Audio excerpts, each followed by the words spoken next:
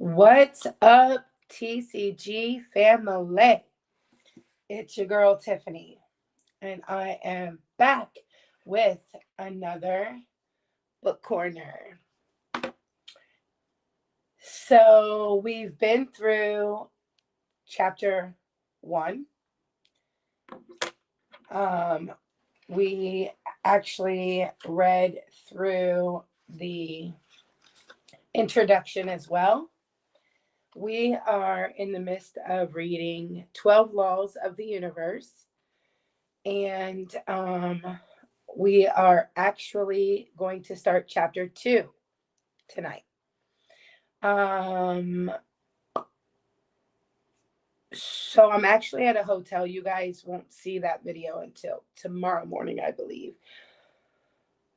But yeah, so our basement flooded and we had to go to a hotel because the company could not come to fix it for like a couple days. I don't know. I have some coffee here.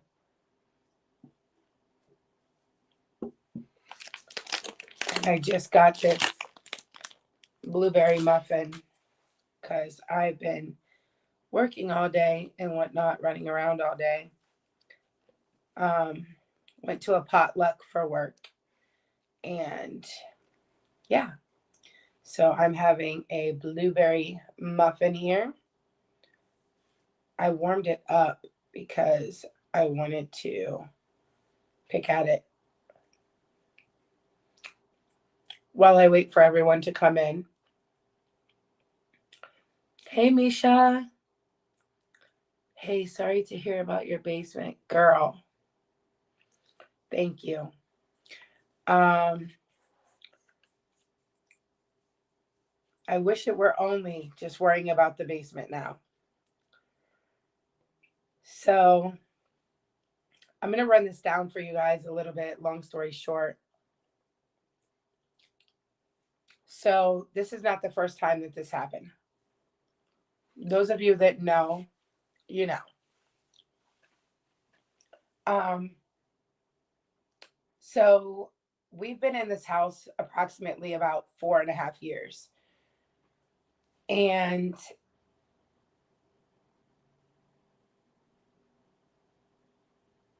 when we first moved in the house, we asked if the basement leaked. She told us no. We believed her. We moved in, and 2 weeks later, the basement leaked. Okay, Misha, that's okay. Um, so upon finding out that we did get water, in fact, it was a big thing for us. But most of you know we were homeless because the house we were in got sold. They didn't tell us. And so even this was a better option than 600 a week at a hotel. So we took the house no matter what it looked like, because it was only $825 a month plus utilities.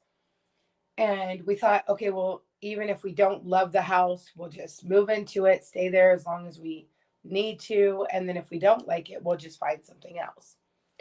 So that's kind of like what we did. But then our landlord wanted to sell the house. So we're like, okay, well, we've been here almost 5 years. We'll buy it. You know what I mean? However, the basement problem, we were like, look, we'll buy the house, but you need to waterproof the basement first, and then we'll think about buying the house. We're not just going to buy the house and the basement keeps flooding like this. So, her answer to that was, no, I'm not going to waterproof the basement. It's just a rental. And we were like, okay, so in other words, you like don't care about us or something if you're just saying like, oh, well, it's just a rental or whatever. So, and I don't know, whatever. So my feelings are, if this is going to keep happening and you're going to keep putting out that kind of money every single time to clean the basement, drain the basement, whatever it is that you have to do, sanitize it, why would you not just put out the 11,000 or 13,000, whatever it costs? Because those are the two prices that I've heard, to waterproof it or get the flap, whatever you need from the interior, exterior, so that you don't have to keep putting out this money. I mean, does that make sense? I'm hoping that that makes sense for some of you. If me as a landlord knows that one of my properties keep flooding and I'm putting out $6,000 every time you get heavy rain to clean it up and essentially just put a Band-Aid on it, why would I not just put up the 11 grand or 13 grand and essentially just fixed the problem, you know? But she's like, no, I'm not going to do that. You know, it's just a rental that costs too much. And the Band-Aid that she keeps putting on it is the insurance company that keeps paying out this money to keep fixing the problem temporarily, you know, like cleaning it and whatever. So, you know, the basement, we had a hell of a lot of rain the other day. A lot. Like it rained all day, all night, and it still was raining all day today. So she couldn't get a hold of a company or whatever. Me and Big Belly have a shop vac. So or a sub pump, whatever you want to call it. So we went ahead and we Chris drained out the entire basement. We did that, and the water got all the way down. Once he drained it all out, she finally got a hold of us and was like, hey, I have somebody who's going to come and who's going to, you know, cut the drywall, you know, fix it, clean, sanitize, the whole 9 yards, whatever they have to do. They're coming to give an estimate. So they come, they do an estimate, and it's $52.77 for the estimate. $52.77. I'm like, make it make sense to me, because you're paying out almost $6,000, and these are the prices that you keep paying out. But why not just give the $12,000 and just fix it? Hey, E, is there a sub pump hooked up for automatic drainage? No, we have one. So we had to hook it up and drain it. It is a shame that it did it again.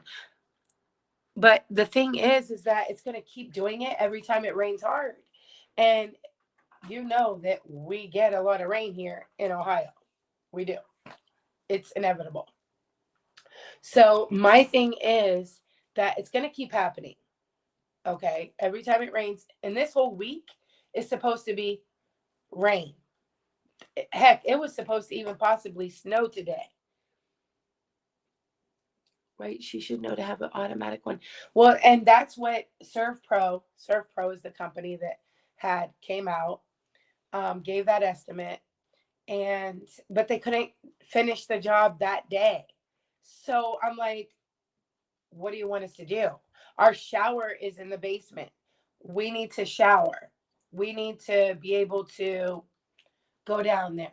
We need to be able to function and do laundry in the basement. So we can't go down there. It smells like sewage in the entire air, okay? Because it was sewage that came in the basement, not just rain. And so we had no choice but to leave. So she put us up in this hotel, which we're at now, for 2 days, yesterday and today. And at first she's like, you guys aren't going to pay any rent this month, and you know, just go to a hotel, blah blah blah. And I'm texting her like, why would we not pay any rent? It's not going to cost that much money for a day at the hotel, right? And I'm like, how long do you plan on us going to a hotel for that amount of money? Like $875. And she's like, well, I mean, I don't know when they can get out there to fix it. So I'm like, oh my gosh, is this going to take like a week or so? I mean, we have to go to work. Little Boo's got school. Like, how can we do all of this from a hotel? It's kind of like so hard. Softball practices, everything, like you name it. And they came, Servpro came, they put dehumidifiers down in the basement. They sprayed this stuff, which is like a sanitizer or whatever. And from there, they have to come back to cut the drywall, fix the drywall, and do all of that. So I'm like, okay, yeah, great. So she put us up for 2 days in a hotel. So we're here for 2 days. Now, tomorrow, she texted me about tomorrow, something about tomorrow. Maybe they're going to come tomorrow or whatever. But if they're going to come, somebody has to be there. Well, we all work. So I have to call off work for tomorrow to be there because we have to have somebody at the house while we let them in or whatever. Because Christopher is like, well, we're not just going to let them go in and we're not home, blah, blah, blah. So I called off work for tomorrow. Yes, my new second job. I called off work. Big Belly actually was supposed to go into work the other day when it was flooded. He actually woke up that morning, went to go downstairs to the dryer to get laundry out, and saw the basement was flooded. And this was at 6:30 a.m. So he ended up calling off work that day, his new second job, because he had to drain a basement. Yes, all the water is out for now, but it's supposed to be raining again and stuff. So we don't know what's going to happen at this point. So this isn't even the kicker.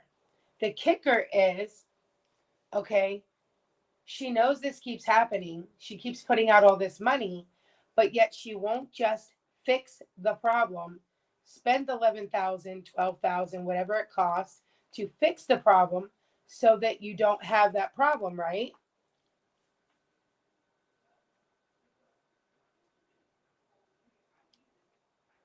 And I'm sitting here like, in the long run, this would save you money because her insurance company, if they know that she has a sub pump and all that, it saves you money on your insurance. Literally. Now, we have renter's insurance, but they're not going to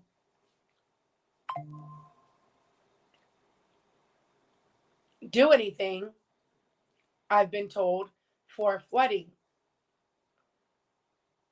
Now, somebody said sewage is different than regular flooding, that they don't know. But I think the last time I had asked about flooding, that they said unless it's a pipe, they don't do anything about flooding. Hey, Tuber Chat. Word up. Hello. Thank you so much for sharing on Reddit. Misha saying hey to Tuber. Hey, Tuber. So after all this happens, Misha, after all this happens, Tuber Chat, after all this happens, E, she texts me and she says, you know what? After I put all this money out to fix the problem, like the cleanup that is supposed to be done, I think I'm just going to put the house up for sale. What? I'm like, I text her back and I go, what? You're kidding, right? I'm like, we have vacations planned, flights already booked, things already going on. And now I have to worry about finding a house to move to. Like, who does that to somebody? Because you don't want to put out the money to freaking fix something. If that's the whole point, then you should have never rented out your home in the first place. Why would you rent out your house if you're not willing to pay to fix things? And if you are willing to fix things, then why aren't you fixing it the right way the first time instead of just putting a Band-Aid on it every time it rains? Because you're only wasting your own money. Like, you keep putting all this money out, but it's your fault. Because if you would just give them the 11,000, 12,000 and fix it, then it won't keep doing this. Right, Misha? What a kicker. So now we have to look for another home just in case that's what she decides to do. Because when I told her, what? Are you kidding me? And she goes, yeah, I don't know. We'll see. I'll let you know. I'm just giving you a heads up just in case. That way you have time to find something. Alrighty then. That is very unprofessional and very unexpected. And in my opinion, very ignorant. Because you should have fixed this 5 years ago. When we moved in, you should have put up the money, fixed it the first time it happened, and it would have never happened again.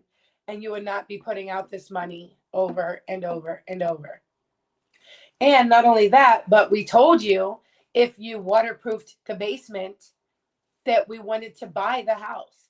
She literally wanted to sell us the house, but we didn't want to buy it with a basement that floods every time it rains heavy. You know what I'm saying? Like, we wanted to buy it. We, since we've been there, have had to work on credit issues because, like I say, Big Belly was married before, so he had terrible credit. And since we got together, we were building our credit together. So in the last 21 years that we've been married on May 1st, we worked on our credit. We got it together. We have the credit. So now we were just going to start working on the down payment to buy the house, if that's what we choose to do. And then this happened. So, yeah. It's too bad she didn't fix it for you to buy, right? Which, that's still an option. She might fix it for us to buy. Who knows? Her thing was like, well, I don't know. We'll see about selling the house. So I don't know what she's going to do, but I hope she's not. Really. Hey, babe, can you put this in the microwave for me, please? Thank you. So, yeah. Yeah, just like a minute. I kind of waited too long, so it got a little bit, it's warm, lukewarm, but I want to heat it up. I love that this hotel has fresh coffee. They literally grind it right from the coffee beans, and it makes you a fresh cup of coffee whenever you want. So that's the good part of being in the hotel, is that you get a great cup of coffee and a good night's sleep and a good shower. Would you be able to get it at a lower price since you know it floods? Then get it fixed. I don't think so, because, she's a realtor also. So she's, under the impression the house next door sold for this much and the house down the street sold for this much and I can get this much for it and blah, blah, blah, blah, blah. So when we first moved in, she actually told us one price. But then since the house next door sold for like 120,000, I think it was, or 109,000, I don't know, somewhere around there. Now, because that sold for so much, now she's like, oh, well, I can get this much for my house because that's smaller than our house. And yeah, square foot and how many, whatever. But not only that, but I wouldn't want to buy a house and then put 12 grand into it right away. That's the reason why I didn't want to do that. I mean, if I can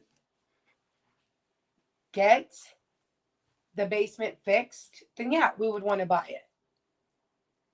Like if she would fix the basement, put the flapper in, um, waterproof the basement, have that issue corrected, then yes, absolutely we would buy the house. Why not?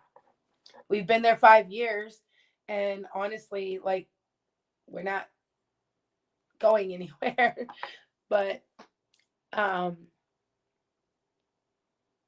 know that she's thinking about, I think, babe, what was she thinking about as far as price before? What did she say?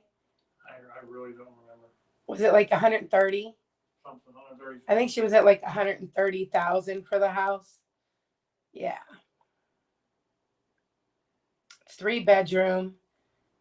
I'll say 1.5 bath, because the shower's in the basement and there is a bathtub upstairs. But we don't really nobody uses the tub. I wish there was a shower upstairs and you wouldn't have to go to the basement to shower all the time. That's kind of my thing. But the yard is not very big, but I do love the fact that behind the garage there's a fenced in area for Layla. So little Boo has her swing set in that little area. So when she's outside playing, she's in the fence and I don't have to worry about anything. Also, the yard is pretty big, long ways in that sense, rather than this way, wide. We actually bought a swimming pool last year for this summer that we had planned on putting up too. But, and she has her trampoline as usual. But I don't think that we're going to put this pool up until we're like absolutely sure what's going on, because I will be damned if we're going to take all that time to put up a pool and then she's going to be like, hey, I'm selling the house. And then we got to tear it all right back down, So, all right, let's get to chapter 2. And let's get this chapter 2 done. All right, so chapter 1 was the law of divine oneness. And we are going to start chapter 2. Chapter 2, right there.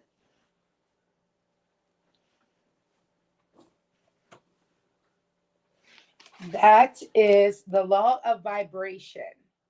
Now, this book has honestly been such a good read. Anyone that's interested in getting it, I got it on Amazon a really, really long time ago and never read it to you guys. I'm sorry for that. I know, I start projects and then I never get to finish them because life is lifing. But as you can tell, it's not letting up. It just keeps punching and punching while you're down. Good luck with everything. I got to get going. Yeah, no problem, Misha. You can always come back and replay the second chapter if you're interested in hearing it. But yes, and those of you who want to follow along, go ahead and follow along if you're in the bushes. If you're watching on the replay, that's cool too. Go ahead, watch on the replay and see what you think of this. I forgot a thumbnail. Okay. Ready?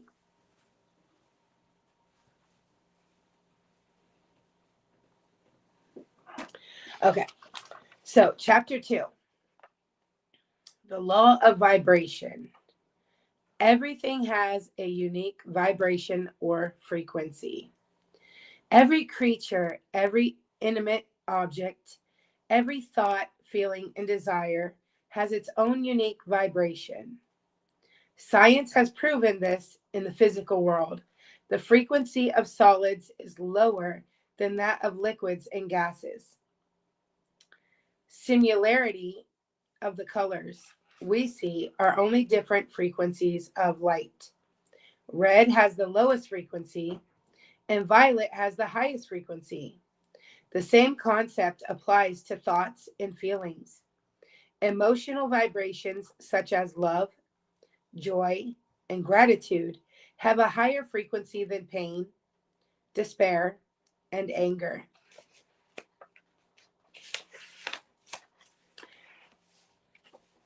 Have you ever heard someone say, I have a strange feeling, or I have a good feeling about it? This is the law of vibration at work. Good vibes only. Since we ourselves are vibrational creatures, we can intuitively feel the vibrations of other people and situations. Hey, Keith. Traditionally, we have not been taught to use our intuition, but if we listen carefully, we already have a lot of knowledge inside. The trick is to learn to use this intuition. Now, I have to say something about this because this is something that is down my alley. So, ever since I've been younger, I have always had this intuition slash premonition.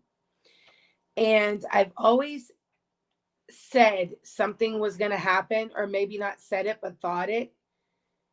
And it literally would happen exactly the way I thought it was going to happen. And then I would be like, I told you, or I knew that was going to happen afterwards. Have you ever felt like that? Because I know they say you're always born with this fifth sense. And I never believed it. I thought like, yeah, people are just talking, saying whatever, but it's literally true. It is true because I don't know if everybody has it, but I know some people do have it because literally that is how I was as a child growing up. I always thought something was going to happen and it would happen. All right, let's move on. If you want to find the secrets of the universe, think in terms of energy, frequency, and vibration. That's by Nikola Tesla. If you want to know where you are vibrating at any given moment, there's an easy way to find it. What are you thinking? How do you feel? What is happening around you? When are you in a low vibration state? Will you experience stress, anxiety, depression, sadness, and anger? You are short of people, and it is usually unpleasant to be around you. Keith says, yes, that used to happen to me often, but now things are different. But years ago, yes. Okay, that's good to know. When you have a high vibration, you will feel relaxed, optimistic, eager, and grateful. In this space, things tend to take their course. As soon as you walk down the stairs, the subway arrives. Strangers smile at you, and life feels good. Of course, bad things will happen, and we will respond in accordance with the procedures, but we can always choose our response. It is understandable to yell at the person who cut you off, but it is a low vibration response. Taking a deep breath, choosing a different reaction, and then letting go is higher vibration choice. Advice. Pay attention to your intuitive vibrations in the situation, and pay attention to the vibrations you generate through thoughts and actions. According to the law of vibration, every particle in the universe is constantly in motion and constantly carrying energy. This applies to huge parts of the universe, such as planets and stars. However, it also applies to the chair under you or the table where your computer is sitting. In addition, everything has its specific energy frequency. High energy particles naturally coordinate with other high energy particles, as do low energy particles. If your goal is to live more productive and fulfilling life, consider how you should increase your energy frequency. At the micro level, everything is in a constant motion, vibrating at a specific frequency. This applies not only to the objects, but also to personal frequencies. This law says that our vibration frequency can provide information for our life experience. For example, you may receive money, but you may not be able to hold it because in vibration, you may be operating at a lower level. If you feel the need to increase the frequency, there are many good exercises. This includes yoga, sound bath, and chakra work. Everything in the universe has a frequency and vibration. Nothing will stop because everything is always pushed or pulled towards something. In addition, like vibration elements attract each other. So use this rule to attract your desires. You must match your vibration with the vibration of what you want. So in a sense, if you have money and you're really, really rich, like they said, you may not be able to hold it because maybe you're really low vibrations. So there's a lot of stuff going on and you would never get that money actually in your hand because everything that you're putting out, it tends to go around and come back around. And we all know that as karma, or so we call it, karma. So that's chapter 2. I hope you guys got something out of that. But it also wants you to pay attention to the advice portion of this. It wants you to pay attention to your intuitive vibrations in a situation. So, for instance, the situation that we're in with the house and the flooding, we could literally just be going nuts about it. Like, oh my gosh, I can't believe this is happening, which is how I reacted in the beginning on the first day. Like, oh my gosh, can't believe this is happening. You know, what are we going to do? But then as soon as we came to the hotel and we were away from that situation, we were here and I was relaxing and starting to rest a little bit.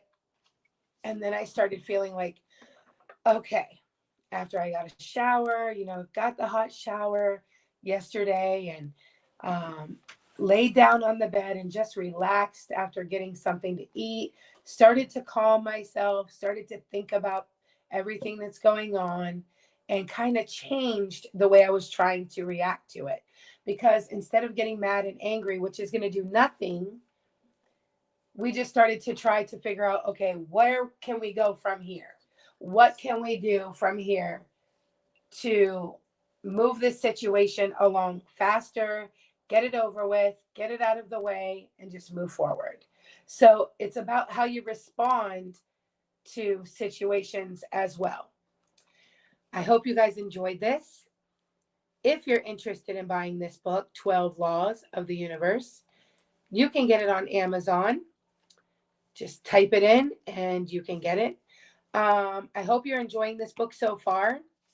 Like I say, we still have more chapters to go.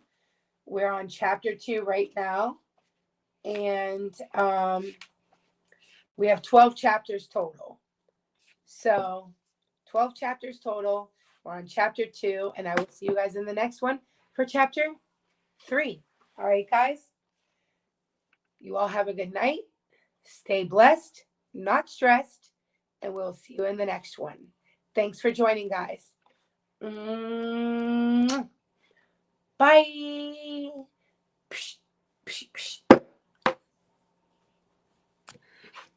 Bye, guys.